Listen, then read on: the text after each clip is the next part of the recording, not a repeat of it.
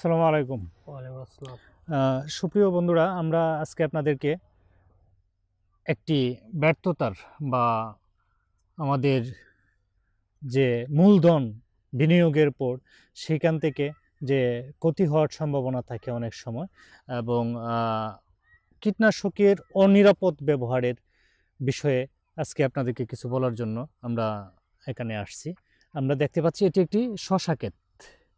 শশা ক্ষেতটি আমাদের কৃষক ভাই অত্যন্ত পরিশ্রম করে মাথার ঘাম পায়ে ফেলে দিনরাত পরিশ্রম করে ক্ষেতটি আবাদ করেছিলেন।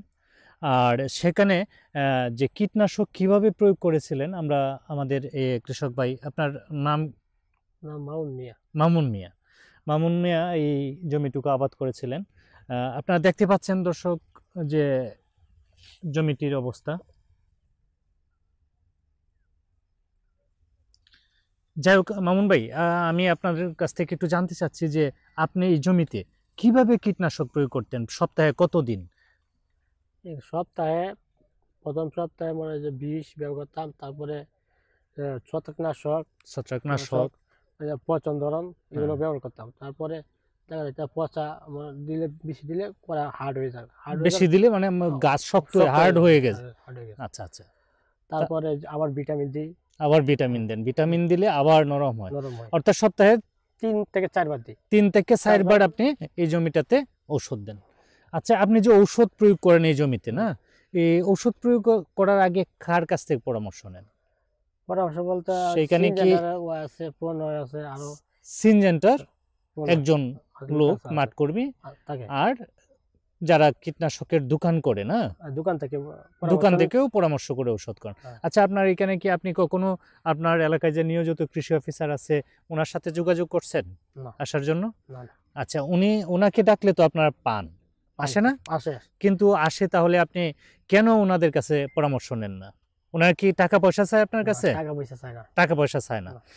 তাহলে আমি আসলে দর্শক বন্ধুরা, আমরা ইতিপূর্বে আপনাদেরকে অনেকবার বলেছি যে প্রত্যেকটা ভিডিওতে আমরা বলার চেষ্টা করি যে কৃষক ভাইদেরকে অনুরোধ করি যে আপনারা অবশ্যই এই কৃষি উৎপাদনে যে মাথার ঘাম পায়ে পেলে আপনাদের পরিশ্রমের অর্থ এবং কষ্ট সবই করে যে ফসলটুকু আবাদ করেন, তার জন্য এই জমিতে কীটনাশক বা সার প্রয়োগের ক্ষেত্রে অবশ্যই আপনার এলাকায় নিয়োজিত কৃষি কর্মকর্তা বা এই বিষয়ে যারা এক্সপার্ট ভালো জানে তাদের পরামর্শ নেবেন। আসলে আমরা এর একটা জ্বলন্ত উদাহরণ আমরা আজ আপনাদের সামনে তুলে ধরলাম। আসলে দেখতে পাচ্ছেন অনেকটা জমি, যেখানে আপনি এখানে কত টাকা খরচ করছেন?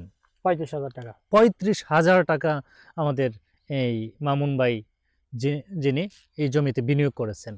কিন্তু দেখতে পাচ্ছেন আপনারা, আসলে কীটনাশক প্রয়োগের পর অবশ্যই আপনাকে নির্দিষ্ট একটা সময় দিতে হবে যে এটার কি রেজাল্ট আসলো, এটাই ভালো আসলো না খারাপ আসলো, এটা দেখার পর পুনরায় কীটনাশক বা কোনো ধরনের রাসায়নিক খাবার সেগুলি প্রয়োগ করা উচিত। কিন্তু আমাদের দেশে এই অনিয়ন্ত্রিত কীটনাশকের ব্যবহারের ফলে আমরা যেমন কৃষি উৎপাদন বৃদ্ধি পাচ্ছে সঠিক কীটনাশক ব্যবহারের ফলে, সেরকম অনিয়ন্ত্রিতভাবে কীটনাশক বা আমাদের বোতলজাত সারগুলো প্রয়োগের ফলে এবং আমাদের বিভিন্ন ধরনের ফান্টিসাইড, মাইটিসাইড সহ বিভিন্ন ঔষধ প্রয়োগের ক্ষেত্রে সতর্কতা অবলম্বন না করলে আমরা ক্ষতির দ্বারপ্রান্তে গিয়ে পৌঁছায়, যেটা আমাদের সর্বনাশের, অর্থাৎ কৃষকের সর্বনাশের কারণ হয়ে দাঁড়ায়।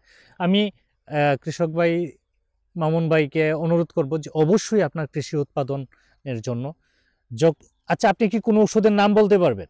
হ্যাঁ, বলতে পারবো। কি কি ওষুধের নাম বলতে পারবেন বলেন তো? যেমন আছে পেগাসাস আছে। পেগাসাস আছে, এটা কি কাজ করে? পেগাসাস সাদা মাছ আছে, ওইগুলা সাদা মাছির কাজ করে। আর কি?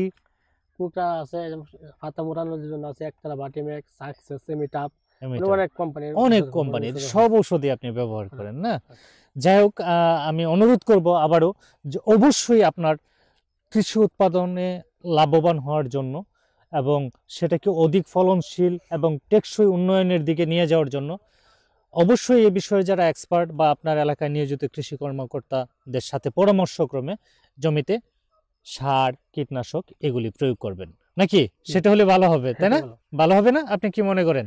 আমি মনে করি যে এখন তো আমরা খাচ্ছি 10 টাকাটা দিচ্ছি, আর যদি 4 টাকাটা দিতাম এটার দাম আসলো, তাহলে আর আমরা লাভবান বেশি আরো হতাম। লাভবান হতেন। যাই হোক দর্শক বন্ধুরা, আমরা আজকে আপনাদেরকে একটি সমস্যা দেখালাম। পরবর্তীতে আরো নতুন কোনো টেকনোলজি, নতুন কোনো সমস্যা, নতুন কোনো বিষয় নিয়ে আপনাদের সামনে হাজির হব। সে পর্যন্ত সবাই ভালো থাকবেন। আসসালামু আলাইকুম।